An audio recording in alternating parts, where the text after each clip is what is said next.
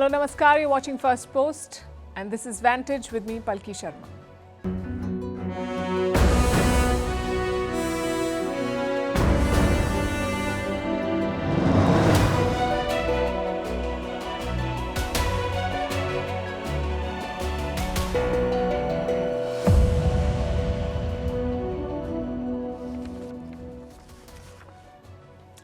We haven't discussed Canada in a while.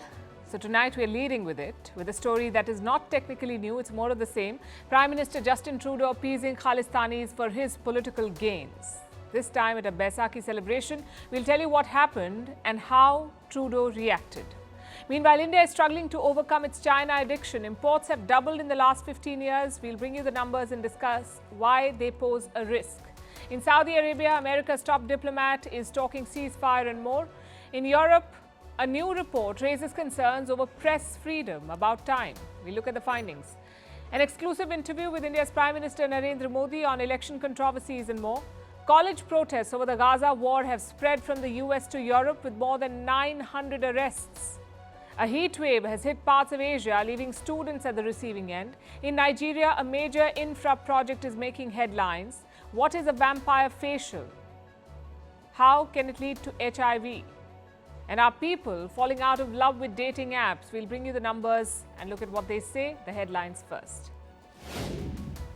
China, Xi Jinping to visit France, Serbia and Hungary. The trip aims to boost ties between Beijing and Europe. Also on the agenda is the war in Ukraine. This is the Chinese leader's first visit to Europe since the pandemic in 2019.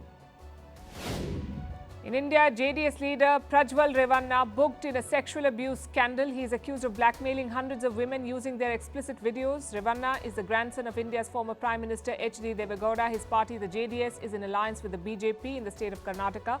Revanna is said to have left the country for Germany. Scottish First Minister Hamza Yusuf resigns. He was due to face 2 confidence votes this week. The resignation comes just after a year in power. Yusuf was the first top Scottish leader of Pakistani origin. Istanbul Mayor Ekrem İmamoğlu calls Hamas a terror group. Turkish opposition leader says the October 7th attack was a terrorist attack. His comments are in sharp contrast to President Erdogan's position.